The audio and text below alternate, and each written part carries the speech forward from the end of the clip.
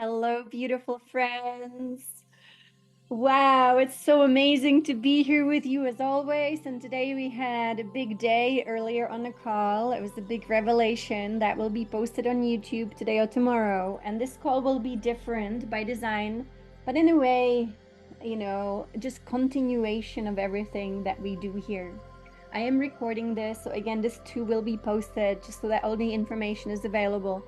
Some of the things, I don't go into the depth of it, so all of it is just like an overview to give us an understanding for this ascension process and for the tremendous changes taking place within us. When I do these calls, I try to just be staring into the middle distance here through the window, so just looking into the backyard. And that allows me to be in my nothingness and to follow a thread. And so I'm going to do that again to follow a thread, the thread that we have started here together, and actually in 2020, when Divine Mother asked that we start gathering online. And some of you, even I see here in the chat, have been part of this for all those many years. So thank you for your trust. It really requires a lot of emptiness so that the Divine Self can truly shine through us. And we are speaking of, millions of years of being actually disconnected from the Divine Self, even though the Divine Self was always there, available to us. This call, I called it an Ascension update. Basically, I think every call we have done since 2020 has been in some way an Ascension update. Whether it is speaking about the past, present, future, and sometimes all of them, it's all irrelevant when we, separate it into time, since anyway, we are in a world with false time, which has been part of this false matrix. I highly recommend listening to at least some parts of the Second Coming of Christ with Yogananda, which you can find online. Some chapters have been spoken by some YouTube channels, especially the one that is about Satan. Satan simply being a Hebrew word which describes a force that was antagonistic. It became really the force that went against other parts of life. That it was a force that basically started harming other parts of life. So that's very important if you want to understand, what we are emerging from, and also the call that we did before today. The other channel that I highly recommend always is John St. Julian Baba Wamayama, who happened to post a video today during our transmission earlier today. So both of these revelations took place in the Northern Hemisphere here on this call, as well as John was posting it in Tanzania at the same time. So I found it fascinating, the timing of things, of course, when you are revealing certain aspects of reality that have been completely invisible because they never were in this world fully. They were just manipulating this world from really behind the scene. And so today we will continue this Ascension update in a way that I'm going to share a little bit from the big perspective. The big perspective is very simple. The earth had a broken spine. As our bodies are an expression of the earth, we too have spines. And we would think, of course, I'm walking up straight. Of course, I have a straight spine.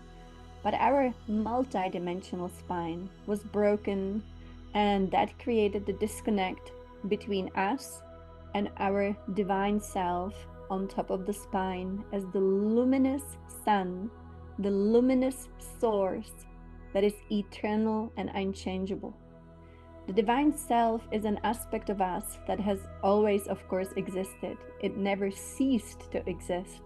But we fell out of that grace of having that alignment. So the grace was really the fall from grace, was the fall of the multidimensional structure within us that then no longer allowed for the free flow of light. Light being consciousness, light being love, light being information, light being resources, guidance, life force, all of it. So I'm going to go to, so the big picture, basically, ascension is restoring the spine of the earth, restoring the axis of this world, and also restoring our own individual axis, which is the multidimensional spine. That's basically what it means for this planetary body. With that, when the axis mundi is restored, it really is the tree of life within the earth.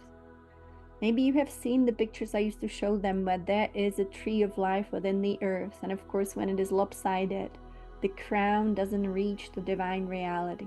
It simply couldn't have.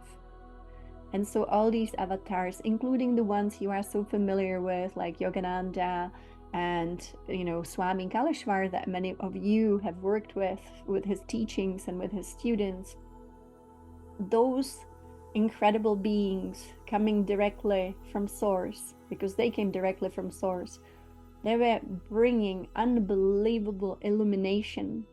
They didn't become toxic when they entered this world, and they didn't go into temptation of the body. They didn't go into any temptation of the system that actually was here, reigning this world. And so they maintain their incredible strength and their love for the divine, knowing that the true creator is not the creator of this world as we know it, but the true creator is love. And that the true creator is that primordial source, which is love. Now, people on the call before, I heard somebody told me in the chat box, were wondering, how could God allow Satan to come into creation? How could God allow this to happen? Well, originally, of course, everything has to come from source. So the prime creator, the primordial source, had this wonderful inspiration for this cosmic cycle, that we will create through many different frequencies, which is sound, and that we will send these frequencies throughout creation at its origin, of course, the original impulse. And these frequencies each will be actually independent and at the same time coming from the oneness. They will be intelligent and they will be creative. And so if you have beautiful harmonious frequencies, each individual being unique, then they start creating beautiful beings, worlds, and anything within cosmic creation. And if there is one frequency that is off tune, that is dissonant, that is out of harmony, that functions almost like having dysfunctional, damaged DNA. So if these frequencies contain DNA, which is really information through which we perpetuate creation and expand creation, so these patterns, if they are distorted, they will be creating distorted beings. So just like in this world, when, let's say, one parent has genetic disease, it is most possible or probable that even the offsprings will have possibly genetic disease. So we can think of this frequency as a distortion of the genetic code at the cosmic level, and then having offsprings with this genetic disease, which ended up being called evil. So it simply is not that God allowed it and didn't allow it. At the beginning was the expression of, let's create through unique frequencies, and one frequency simply was off. And so now we are going through the process that is unbelievable in this ascension process.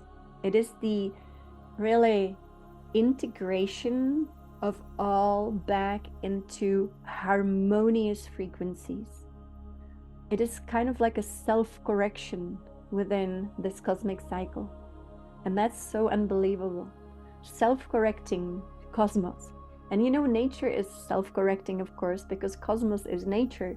And so we see how nature can self-correct, and how nature is actually always striving to heal herself. We see it in our physical bodies still, even though our physical bodies also, unfortunately, we're extremely burdened by these energies of what we call actually Antichrist.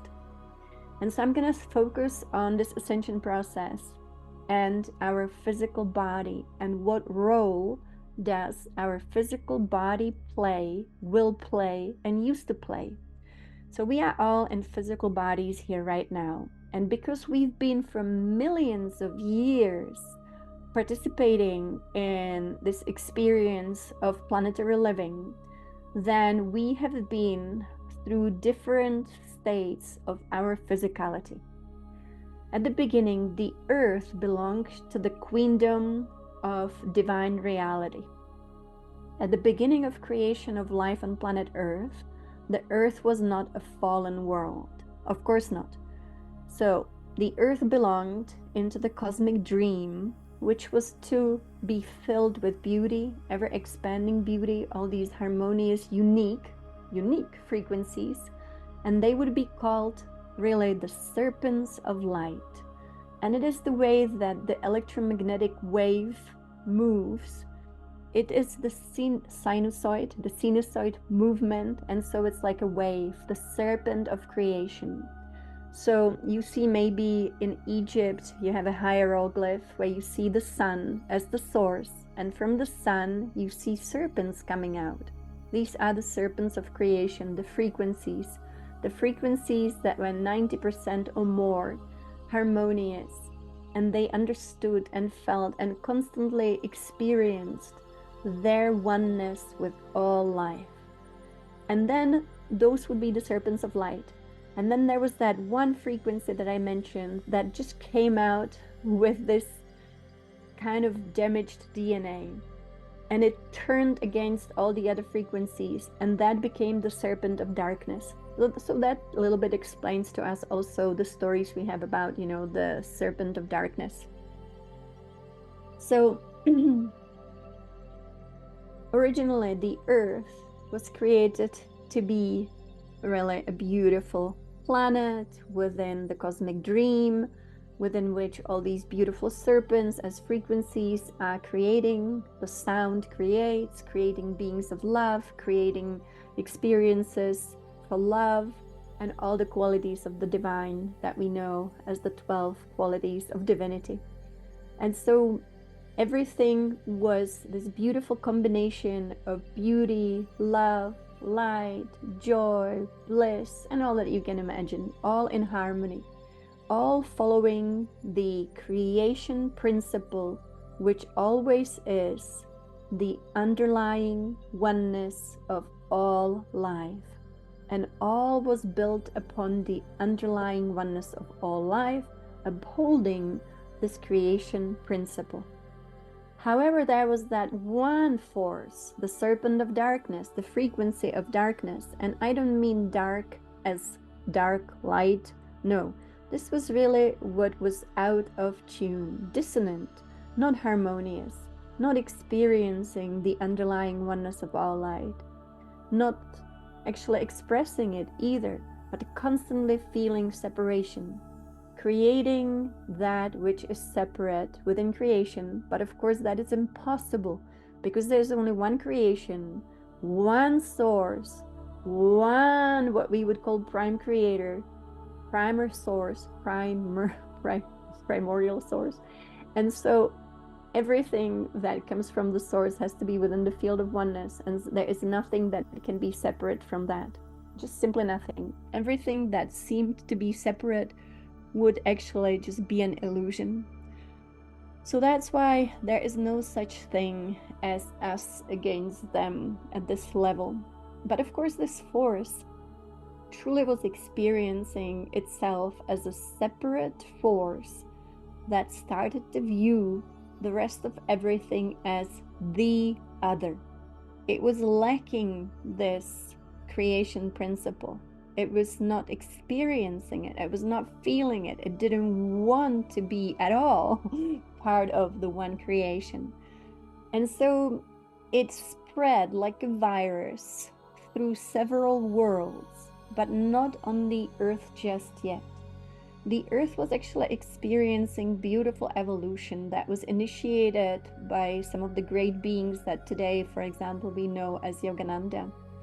Yogananda was the one in charge of the bringing the beautiful cosmic DNA through these elements, through the portal in the Himalayas. And he was kind of like a supervisor. So the guardian of the initial impulse for this life that would be evolving on planet Earth through these codes that we could call cosmic DNA. And so when these codes started to come here, this planet was experiencing beautiful evolution of different forms, expressions of life. You can say that it was introduced through the element of water into what we call the element of the mineral queendom. So we call it today Earth, but think about it as minerals. So it was this alchemical dance between different elements of nature. So nature started to dance her dance here, constantly alchemically evolving. Life did not originate on planet Earth. And also the evolutionary process was not exactly the way that scientists tell us it was, because it actually is so much more like the theory, which to me is actually the truth, which we call here in this world panspermia, which means that life originated in cosmos and it was brought to planet Earth. And so that's a scientific theory that actually also describes what really happened. So life originated in cosmos. And so here we had this combination of evolution that was taking place on planet Earth so beautifully, but also with the constant supervision and the guardianship of these incredible cosmic beings in charge of this project. And life started to evolve here. The planet was conscious. She could now hold these life forms. She could support them. And so eventually we introduced the beings that I would call the rainbow bodies that were able to be sustained by life force here on planet Earth and also sustained by cosmic life force. This was the second earliest actually experience I can remember, because I remember the first one, which was just coming here, of course, with you from cosmos, with Yogananda supervising the portal, but then evolving here. So the first memories are incredibly, and this was not reincarnation, this was embodiment. We were not reincarnating. We were also not incarnating. Since the word even actually contains the word meat, we didn't have those meat suits.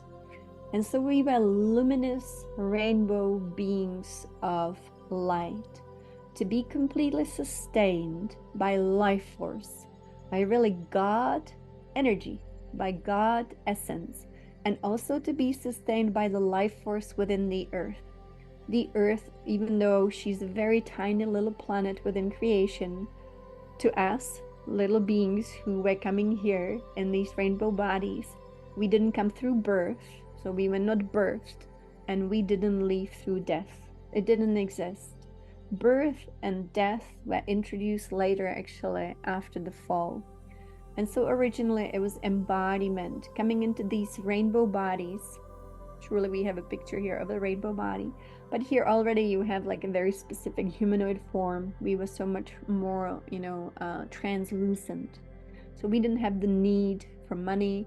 We didn't have the need for shelter, but we were not like a caveman at all. We were actually completely living, sustained by this queendom of cosmic mother nature without needing things like shelter, where we would have to hide from bad weather or dangerous or poisonous animals. We didn't have the need to eat because our sustenance was given to us freely all the time, just through the rhythm of our own being, which didn't have this heaviness, the digestive system, the reproductive system.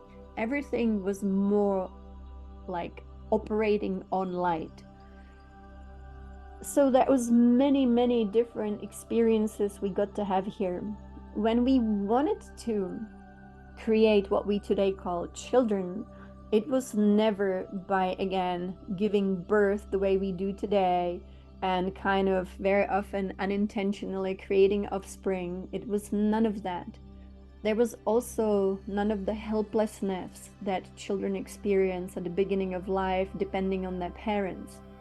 If two beings who were a magnetic counterpart of the divine feminine and masculine without the sexual organs that we have today, if they wanted to bring through what we call a child, which would be a very intentional co-creation without sexual relations, if they wanted to co-create another being together, but it was not the purpose of life at all, like it is today. People think they have to have kids because it's the purpose of their life.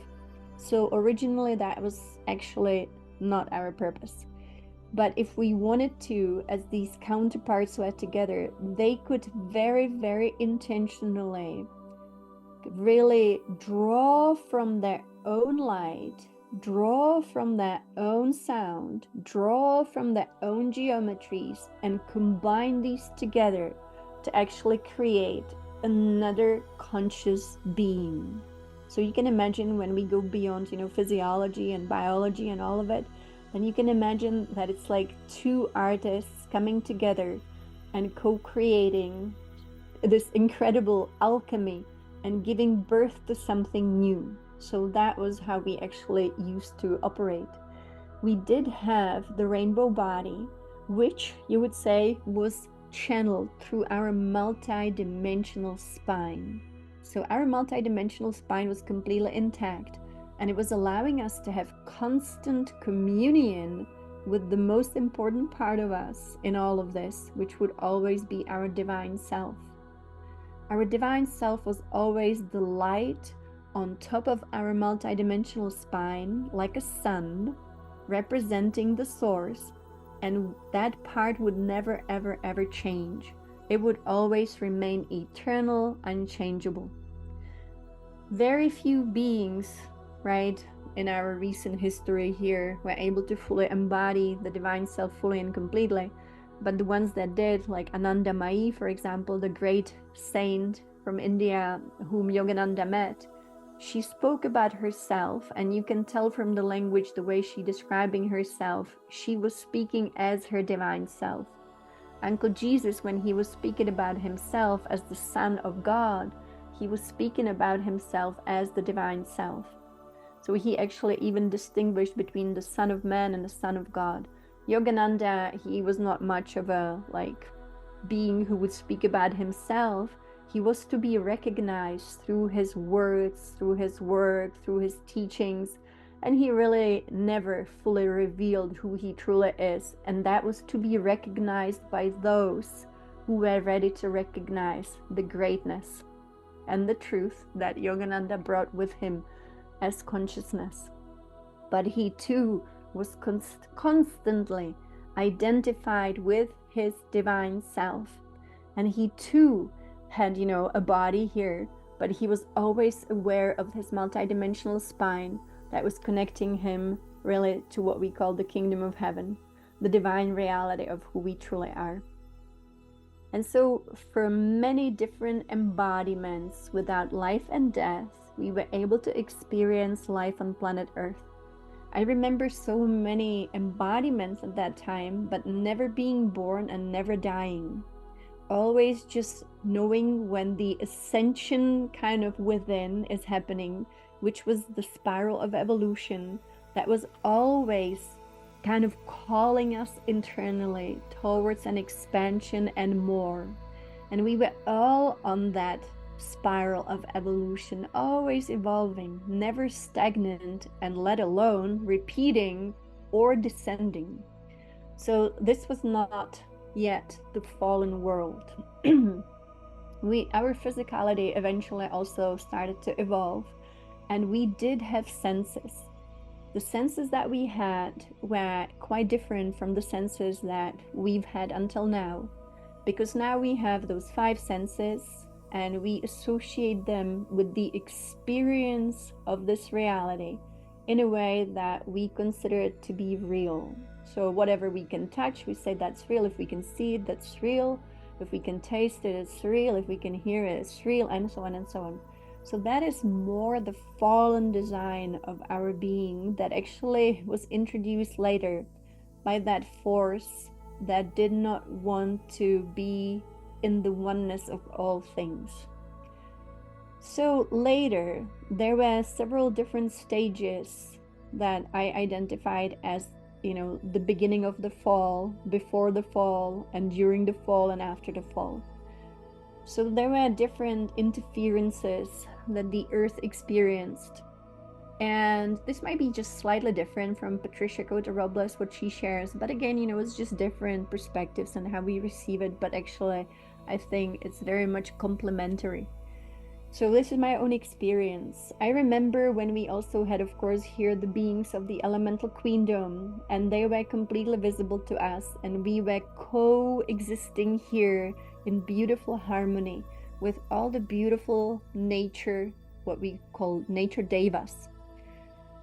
Divine Mother is considered to be the deva, the devi of this cosmic creation, the one cosmic Mother Nature.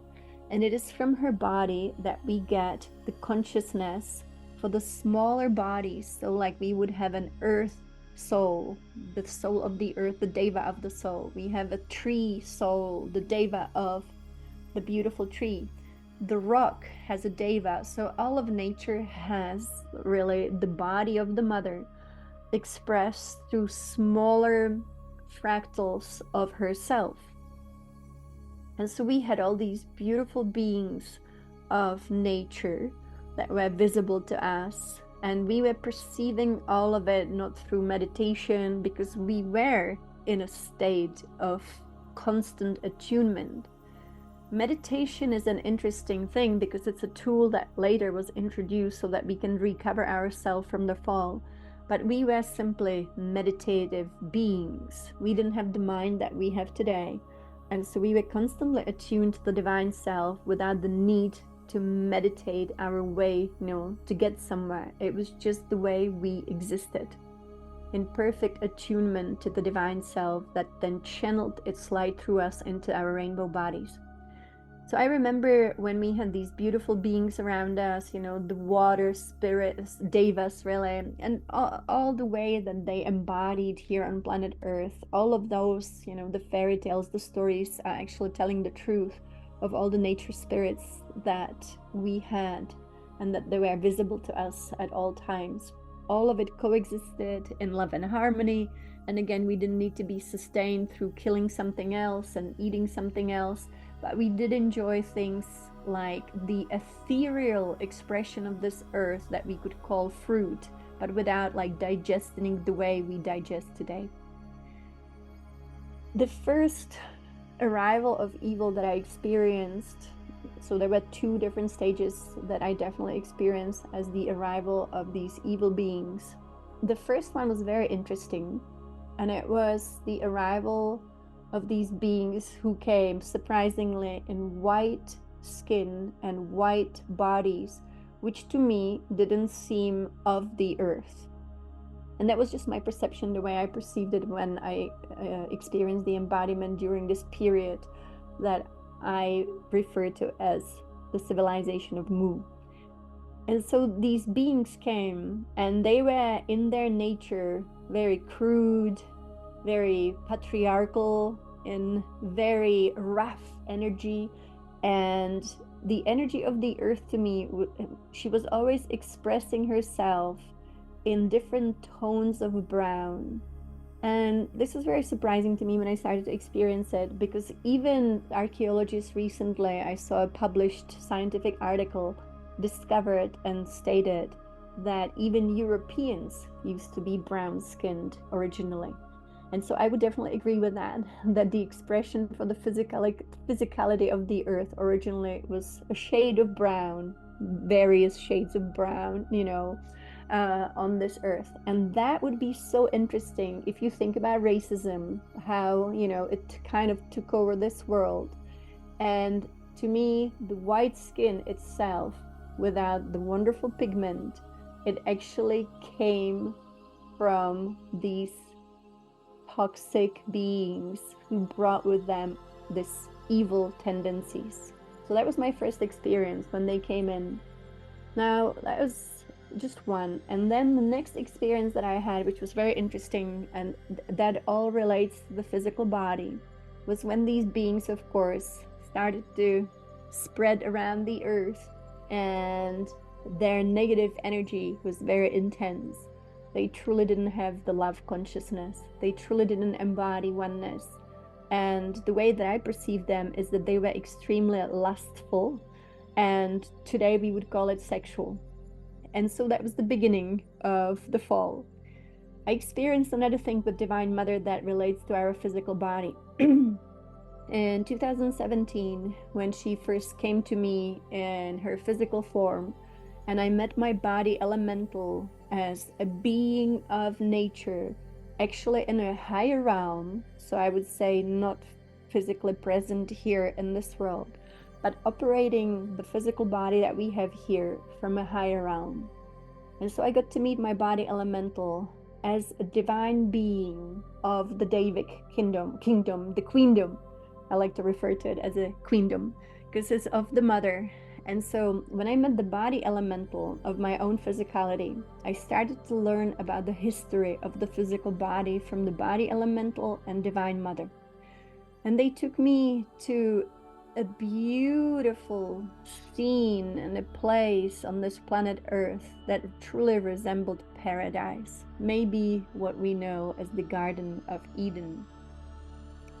The Garden of Eden, I could clearly see these beautiful beings of the earth, their innocence, their loving nature, their incredible, not even mastery, but they embodied fully their divine self, the light of the divine self, and they were using their senses not for pleasure or gratification, but for something that I would label as divine enjoyment, to glorify God, God as the mother, God as the father.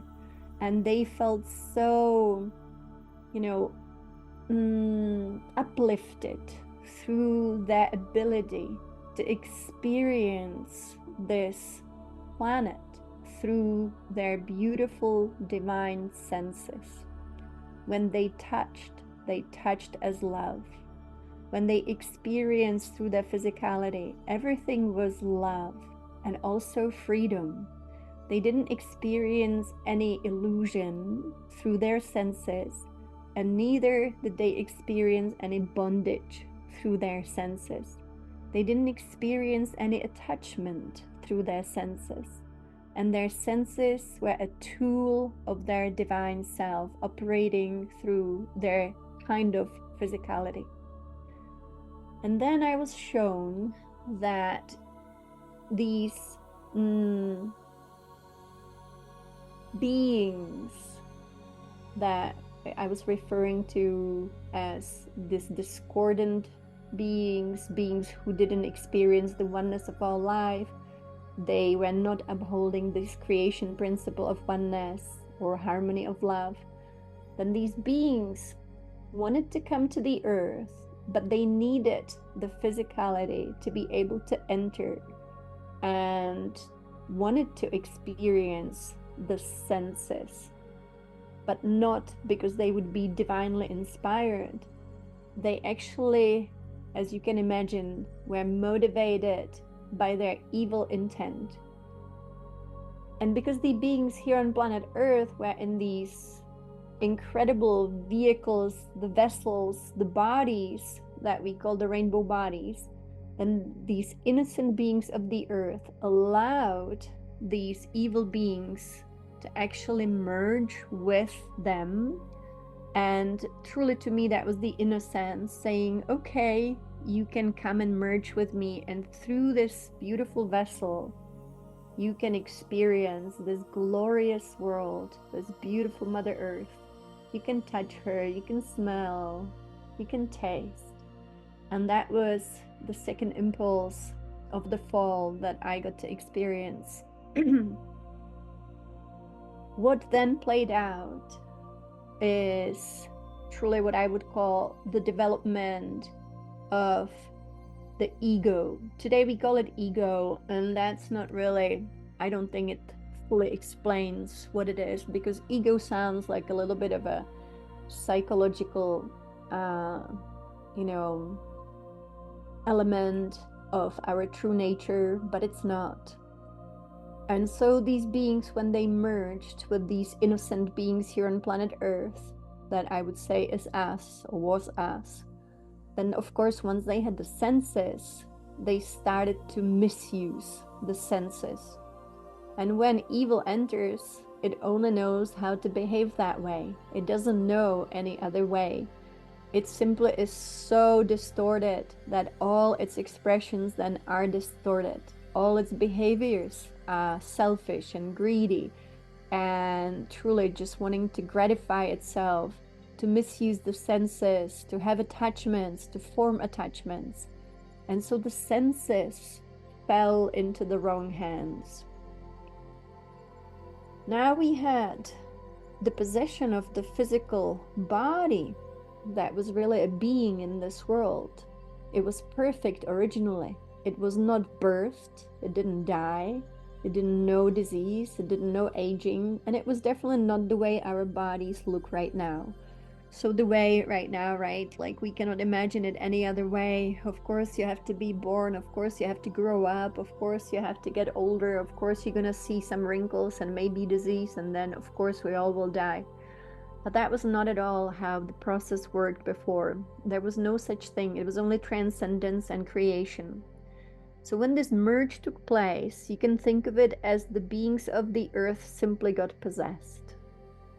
And because these evil beings were absolutely, unbelievably unconscious and had only ill intent, they were manipulative. Then as they possessed the body itself did not know what to do. And this is just the way that I was shown how it works. But again, I'm just saying everything I'm sharing is just through my own perception, you know, so it's just interesting, but it's made so much sense to me. So the body itself now didn't know how to liberate itself. And the heaviness of these other beings was just too big to carry. And it started to deteriorate the physicality. And it was making it more and more distorted, heavier, broken, and the senses just kept being misused. And especially, we know these stories when these beings were harming even our elementals.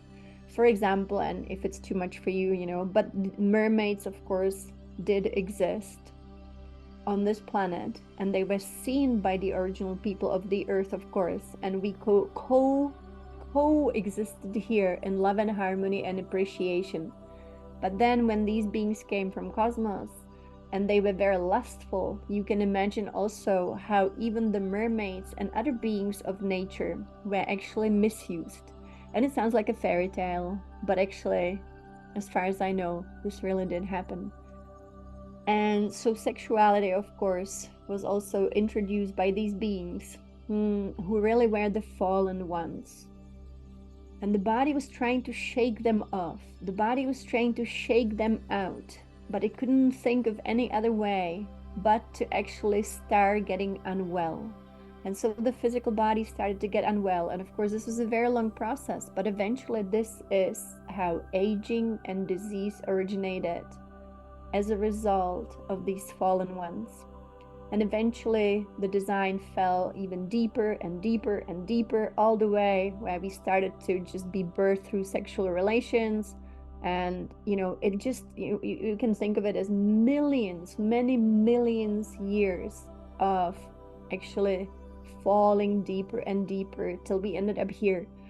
And at one point Yogananda said it was irreversible. And he speaks about it in the second coming of Christ. Irreversible. And you can imagine when you go from the rainbow body into dense physicality, where suddenly we are just birthing children randomly without love very often, or without actually having true loving parents into this world, we end up with what we've had until now. So all of this led to this civilization. And, you know, it's hard to reverse something like that. Yogananda actually said it's very interesting. I was puzzled when he said it was irreversible because it always puzzled me. Why can't we reverse it? Why can't we go back to our true nature? You know? And to me, this is now the reversal. This is the ascension process. And that means the liberation of the physical body from all the fallen designs and fallen energies. In 2020, Patricia spoke quite a bit about the enslavement codes within our physical body. And this is exactly what actually I'm speaking about. And that means that our DNA was obviously transformed in nefarious ways to become this ancestral, diminished code, enslavement codes within the DNA that just simply kept the body trapped on the wheel of karma through birth and death. So all of this in this ascension process is being liberated from the physicality that we are in. The first huge transformation of the physical happened actually in 2020. It played out in this world in interesting ways, but that was the purification of the human genome. The purification of the human genome from these heavy, actually evil possessing energies. You can imagine how the five senses then lost their original divinity when then they enslaved many in this world. We had addictions, we had obviously unbelievable sexual force that we thought was maybe so divine, but there is such a huge reason behind, for example, why the great avatars like Yogananda would want to abstain, because they knew that this force should have never been used for pleasure. Now that's a very big deal for us, the civilization, because we all grew up with, you know, sexuality being pleasurable and something we do for pleasure, really. And so it was not even something we could understand, but now is the time to understand that everything that we have known in this world was actually used against us, but we didn't know it. Except for your divine self and searching and finding the divine self. That's the only path that actually obviously couldn't have been used against us.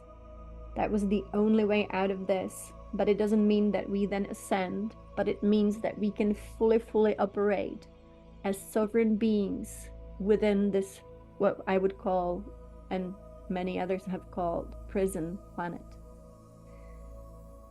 It actually is very useful to become completely sovereign in a world that is not free, and then to help others to become free. This was the entire mission of Babaji, who came directly from Shiva, and Shiva coming directly from Source. And these beings, you know, they manifested in many different, of course, what we call gods and goddesses. For example, Shiva also manifesting as, you know, the Egyptian kings and queens that we knew, like Isis and Osiris and Ptah. So you will find different versions of the same forces of nature. So it's nothing about Hindu tradition. And so, for example, Babaji, he made the promise that he will stay here completely free, because he's completely free, and he will help the last person to achieve this freedom from this false matrix and from this fallen world. And he said, I'll stay behind for the last one. No one will be left behind. That was his promise. And so all the work that these great avatars have done was to be here until every being is liberated from this big illusion. That's pretty incredible. The liberation, and this huge liberation, started to take place in 2020. in 2020, we basically received a real intervention that started to purify the human genome. And many things took place behind the scenes in 2020 that were not so obvious on the outside, but definitely the outside, the outer world seemed very confusing for many. But it was a battle. It was a battle between what we call the good and evil. And the battle was not exactly taking place here on this planet, but behind the scenes. Here it manifested as all the different things taking place. But number one thing, which was the most important, it was all about purification of the human genome and the end of these enslavement codes within our DNA. The changes are still taking place today, and these changes will continue to take places within the physical bodies until the physical bodies are restored completely to, one would say, yes, the original functioning, but at the same time, an evolutionary movement forward. We are on the spiral of evolution, so we are not going back to Mu. We are evolving into something else, but with the similar functioning, which means our DNA has been restored, as I mentioned, with the Elohim DNA. And so now the enslavement codes anyway have been gone for 4 years. And we also have new DNA, which is now the Elohim and also the dragon DNA. We do have still different DNA lineages, but all DNA lineages will be purified. It is wonderful to have variety. It is wonderful to have unique expressions of the divine, and so sameness is not desirable, but we definitely be unique expressions. And so together now we are in this new physicality, even though on the outside, maybe we don't see any difference, but we will be seeing differences. This will be also the end of disease. It will be the end of aging as we knew it. And also sexuality will be changing because there was a huge interference with the DNA in our men. It was even more so than the women. So the male DNA, so if you were in a male body, received a genetic modification, and I'm talking before 2020 and for the millions of years that this took place. And it was actually a tweak to the DNA that would make men actually aggressive and more of what we would call the distorted patriarchal energy. It was not the nature of the original male energy at all. So it was a tweak in the DNA to have more aggression, to have people who are capable of killing, like going to war. And I'm not saying that women were, but in general, it was male energy. And in general, we would call it the distorted patriarchal energy. But it also doesn't mean that some women also, had this fallen design. So that would explain to us what really happened on planet Earth. And for the physicality, of course, what it meant and how the aging process was introduced as actually originally trying to shed these heavy, evil, distorted energies that came from cosmos and getting rid of them and eventually creating the aging process and death. And at the same time, because these beings, obviously, they were using energy here on planet Earth. And as the law within cosmos is, all energy used by anyone has their signature on it. Ideally, the signature should always be love. But if it is not love, and it's something lesser than love, then that person, that being, is responsible for the resolution of the energy, so that all energy can always return in this beautiful circle as love to love, from love. So the circle is very clear. Love is the origin, and love is also the end. Love is the alpha, love is the omega. If something else comes in between, and it is lesser than love, then it has to be resolved by the being who signed the energy with their own energetic signature. So they are responsible for resolving it and return it back to love.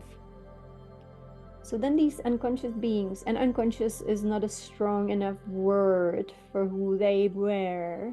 It is truly, the cosmic evil. So they were misusing massive amounts of energy that they then were responsible for. And they were using the human body in this world through which they operated. That actually led to what we call the creation, or the occurrence, not creation, but the occurrence of human ego. The human ego was not a result of our nature. The human ego was the result of this massive interference and the capturing of the original beings of the earth and pulling them down into this darkness and then into this reincarnation trap. The ego was a result of massive manipulation, and the manipulation was the manipulation of our identity. Originally, before the fall, we identified, of course, as the divine self, and now being channeled as light through a physical, really vehicle, vessel, temple, into a world in which we are individualized in those body fields, and we get to experience creation. So that was our identification. I am my divine self. I am my I am presence. And yet I am now here in this beautiful temple experiencing life and creation on Mother Earth. After the fall, which was really the result of the infiltration, we also artificially were manipulated to believe that we are the body, and that the mind that we developed was also actually not fully just a natural development, but I would say much more a designed artificial development to create lower mind, and to create the lower mind disconnected from the I am presence, of course. So now you can imagine what happened. You have consciousness operating within the human body, but feeling disconnected, not even knowing that it was ever connected to anything else. So when it looks at itself in the mirror, all it sees is the body. So it is the new I. And then it has a new mind, which is not the higher mind, but now it has only what we actually know as the lower mind. And the lower mind doesn't have to be actually natural at all. It can be completely unnatural. And that means it is a recycling of interfering thoughts that could actually be introduced from the field instead of from within. So suddenly we have very diminishing thoughts, random thoughts, inaccurate thoughts about who we are. Now combine an inaccurate mind that actually is not only operated by us, but also something else. Combine it with the body identification, and you will get an identity which is completely false of who we thought we were. And then introduce actually something that is the fallen design, the birth and the death that we know it, and bring in the element of fear, and also the false pleasure and the false joys that are not based in our true divine origin, but actually just in this world. And so that's exactly what happened, as far as I can tell, from what Yogananda also shares in the second coming of Christ, and from what Divine Mother showed us. But again, I always would say, if anyone knows the detail of it, it's Yogananda and the Second Coming of Christ, Volume 1. Just if you go to page 127 or you listen online, there are people who read from that chapter because it's fascinating. It is exactly like this, but in much more detail. But I got to witness all of this, through Divine Mother. And so I was puzzled, especially meeting my body elemental and learning, about this physical body, and how the DNA actually was poisoned through these different tweaking and modifications. And so in a way, we no longer had our celestial DNA easily accessible, because it became so poisoned. And so the body also then couldn't really show who it really is. The body originally was definitely not what we call a sinner. The body didn't use senses without divinity. The body didn't create attachments. The body didn't have these desires. The body didn't want to have sexual energy exchange with anyone. The body was an expression of love. And the way that I would, go back and remember how it used to be, the body was an amazing, amazing vehicle through which we could always express love. Love and consciousness, love and joy, love and peace. The body was never dangerous. But of course, it then, through the fall, became an object that really also was like it contained so much pain, it contained fear, it contained also, for some people, dangerous behaviors, dangerous tendencies, and then the body sometimes became dangerous to other beings. We had a lot of abuse and all of it. So you can imagine how the body really took on so much.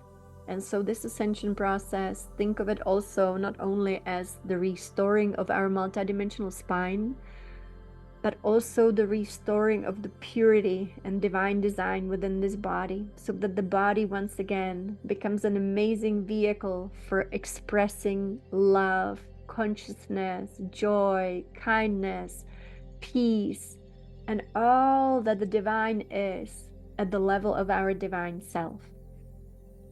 So I'm gonna take a little break and just look at it here in the chat. I, always stare in the middle of nowhere and then like coming back.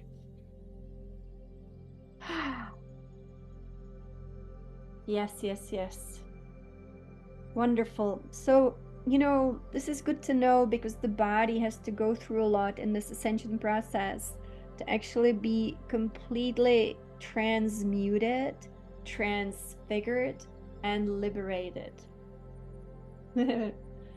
I really,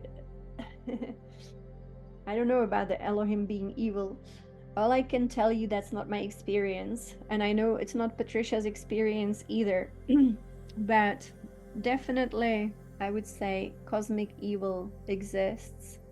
And this is the, I would say, integration of cosmic evil into oneness, which really is the vast majority of cosmos lives in that oneness.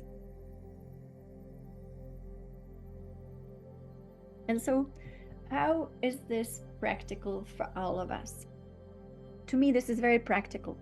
Since 2020, I've been experiencing unbelievable things in my own physicality, in my bones and joints, and sometimes it's pains. People call it ascension symptoms, but in a way, that's what it is. The body's being transfigured. The nervous system is being transformed. Our right and left hemisphere are coming together as one. Our brain centers are being activated, and a huge transformation of the physical body just took place. Our dear pets, how could they have karma? Our little sweethearts. Even if they bite you, it's still okay. So I'm just looking at the question here. But so the physical body, of course, now needs to be supported because it wants to be liberated from sensual attachments. The body was misused by these forces. The force was really the force of Antichrist. Hot flashes are 100% part of our ascension process. 100%. Out-of-body experiences are part of our ascension process. The heat is a very big element of it. So many different things. The nervous system has to change to perceive the reality differently. Our senses have to change. And so how can you help your body as it goes through this transformation? I do believe that everyone knows when the divine self is calling for change. One of the things, of course, there's the basic things, all of addiction is an expression of the fallen design because it uses the senses to keep them trapped in fear. Addiction is very much an expression of fear. It is constantly repeating the same experience out of fear of the new or of nothingness. But now is the time for nothingness. Now is the time of like just being without needing. If, of course, you feel like it, I highly recommend not eating meat because it was part of the fallen design. They wanted us to eat animals, and so that was also introduced by the fallen design. But some people are not ready, and don't feel bad if you're not ready. We are not here to guilt trip anyone. I'm just making the recommendation. It will feel better if.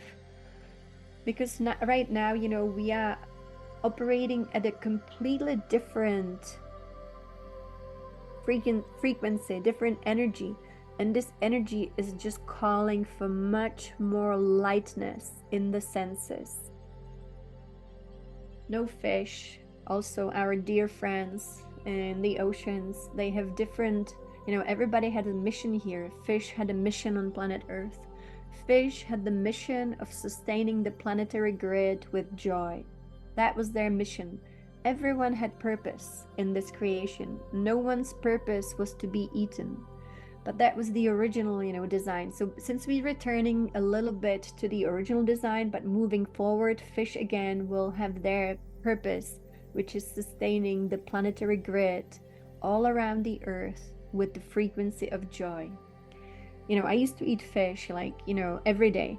But once I learned this from the spirit of the fish, I said, no, thank you. Please keep sustaining the planetary grid. So, we're just letting go of very big habits. Think about the body as really now reorienting itself towards more life force. Not to be breatharian. That unless that it's your path, please just follow the path of life force. Life force. So it's going to be reorienting the body towards receiving more and more life force. Yes, life force. So whatever that means for me, I live on vegetables. I'm not much of a fruit person, but I just love vegetables. And so living on fresh vegetables is what my divine self has been calling me to do. A little bit of fruit, but mainly vegetables. That's just, how this divine self has been, operating through this body for many years now. And there are many different ways. You don't have to be afraid anymore of not having enough protein, actually. Because the life force that is now flowing through us, especially since the World Congress on Illumination, is simply so powerful that actually much more life force can be gained through practices such as earthing, standing on the earth, doing your breathing outside. Because, food, in a way, when you think about it, was always an intermediary between you and life force. And so now we can also, enjoy your fruit, enjoy whatever you feel called to enjoy, but also get some life force directly. Some Qigong. I highly recommend doing Qigong. The wonderful teacher that we have, Lee Holden, for example, I find that he's a great instructor. And so just doing 20 minutes of Qigong, an hour of Qigong every day, get the life force outside. So doing these exercises outside, of course, is highly beneficial. But, it's just not everybody can do that. But if you can, then definitely.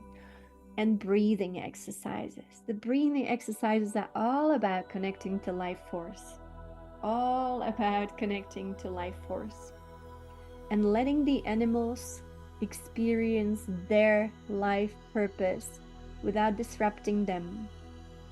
The other thing that will be changing in this ascension process is, of course, our distorted monetary system. The monetary system itself originated the way that we know it in Babylon, and this is something that is being discussed in higher realms and has been discussed recently. We as humanity meet in higher realms, and together we make decisions, believe it or not. Everybody wishes this all happened more quickly. Yes, please let it happen more quickly, easily, smoothly, and harmoniously. Wonderful. So everybody's feeling, the divine self every day can guide you immensely. So one of the things I always recommend, make sure that every day your divine self is connected, and it's always up to us to attune and make that connection every day. And then ask to be guided. Ask to be guided in all your decisions, to always be on the path of divine will for your being, knowing that divine will is always good.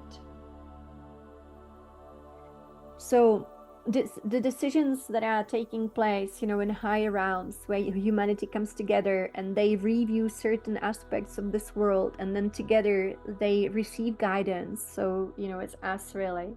So one of the things that has been reviewed recently is the monetary system. This is very interesting because the monetary system that we know is based in scarcity. How did scarcity become implemented? This happened during Babylon. Babylon experienced, actually, that was a time when we too experienced another massive hit, and that was putting us even into more unconsciousness, more amnesia, and even a bigger distortion of the planetary grid. So in Babylon, and I don't know exactly what happened, I'm just remembering things, I don't have all the information from what I remember, but I remember that during Babylon, the planetary grid fell even deeper into even more amnesia. So in Babylon, the monetary system that was introduced was based in precious metal that we call gold and maybe silver, something that we simply didn't have enough of. And because by the nature of lack, the system was a system of lack. Not enough for everyone, not enough gold, not enough coins for everyone. And that's how lack got implemented as a monetary system by design, actually by design of those beings I spoke about who didn't want us to thrive. And so, if you start a monetary system where there is not enough of something, and you have people who cannot have it, people who cannot have enough, and you also have these beings who operate only through greed, then again, we were not set up for success. We were not set up for thriving or abundance, but it was by design. So that was introduced. Later, these beings made it very comical. They thought how to really kind of almost make fun of us. These beings from these other realms who were constantly, I would say, the prison guards of this world. They thought, let's make fun of humanity. Let's introduce paper money and let's print pictures on it. And let's no longer even have gold because, now we can just make fun of them. Let's give them paper money. And they will actually believe that it's real, and they will be exchanging printed paper with nothing to back it up. So, these beings, you have to think of them as very ill-intended beings who delight in pain and suffering, who make fun, out of painful experiences, and it gives them pleasure. So they were the ones who introduced paper monetary system.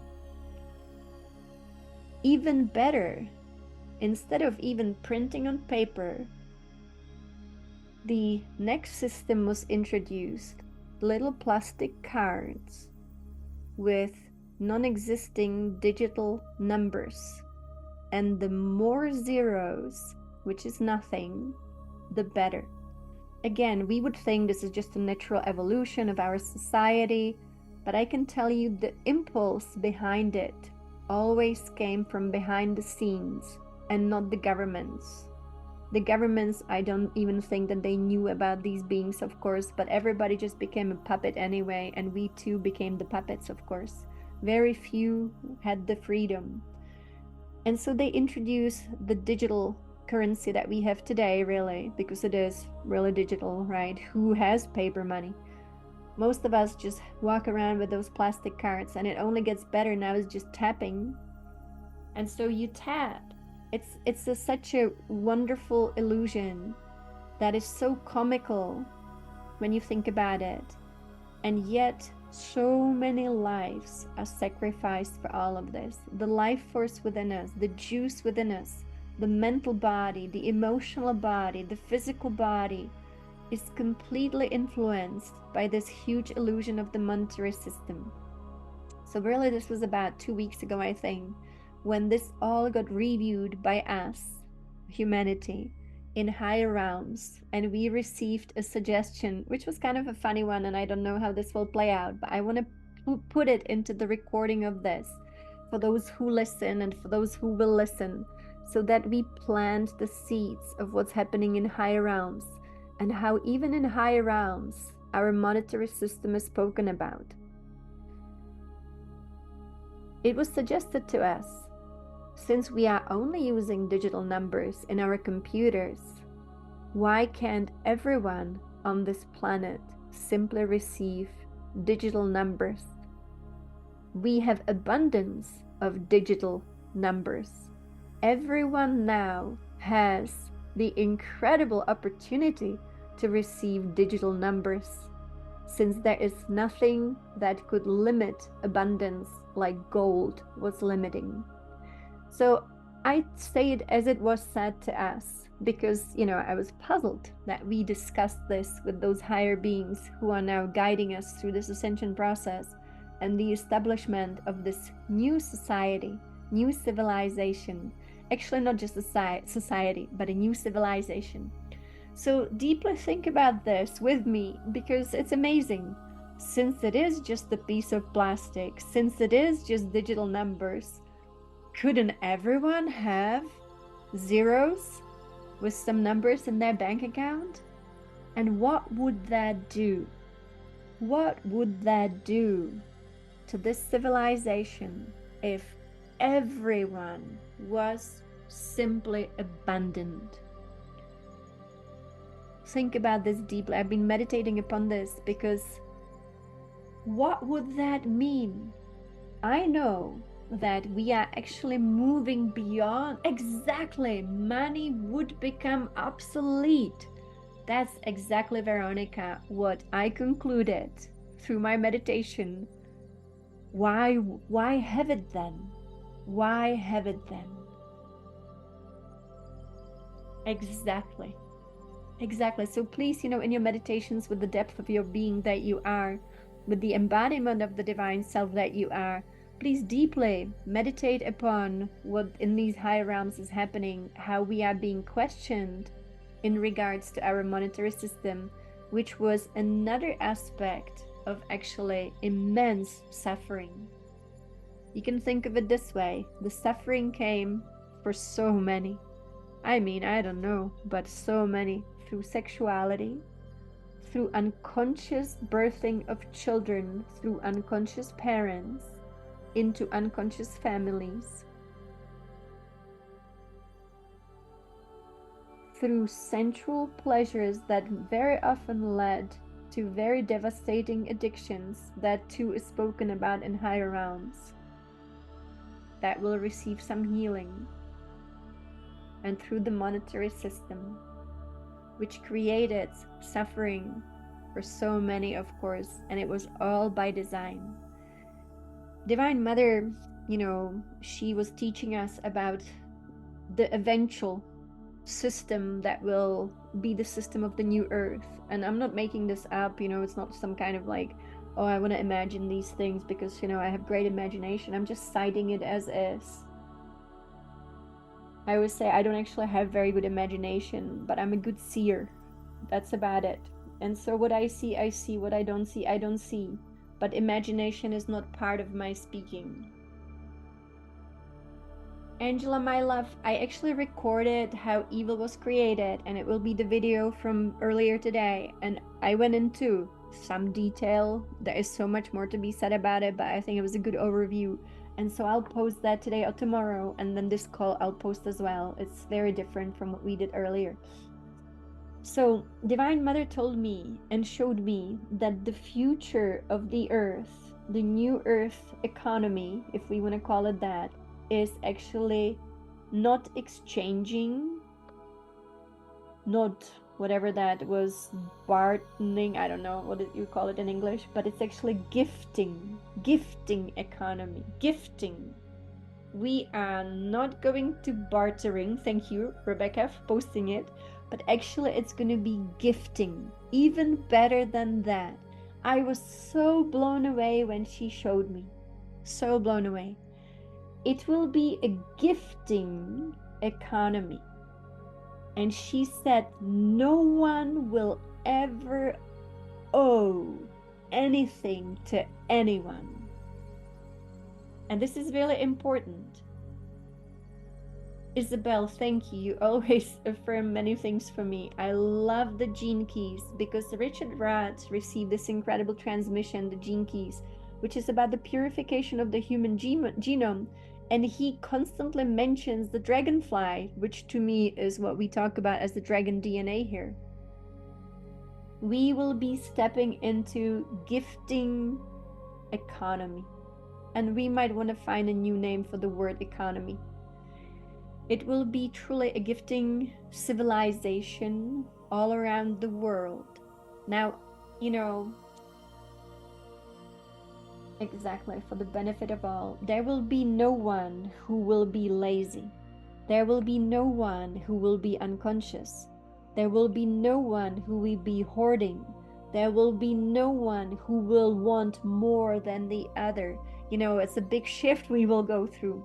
But just so that you know, in this Ascension update, that is exactly the shift you and me are experiencing and co-creating now. All of this will take its own course because it's already on its way. It is, many things will change. Many things will change, but I can promise you one thing. I've seen this. Every single system in this world as we know it will be transformed. And that which is not based in love will cease to be.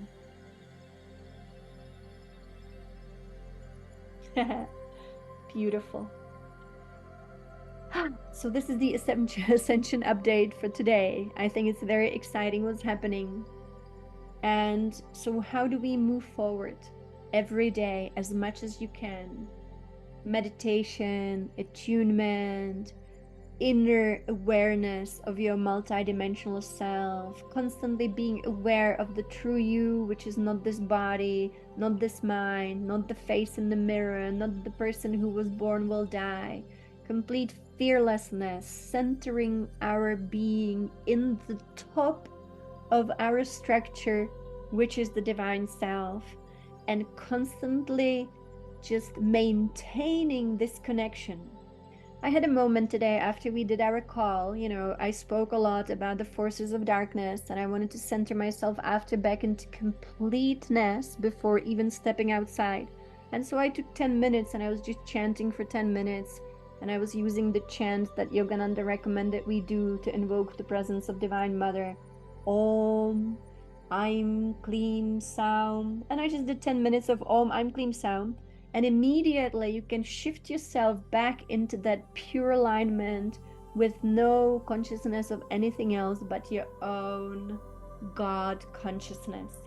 So this will be important, of course, every single day. You know, the key, and this is going to be the last thing I will say, and thank you so much for this and for all your love and your trust. You know, together we are moving forward through this. This is a co-creation. And I just wanted to mention one more thing.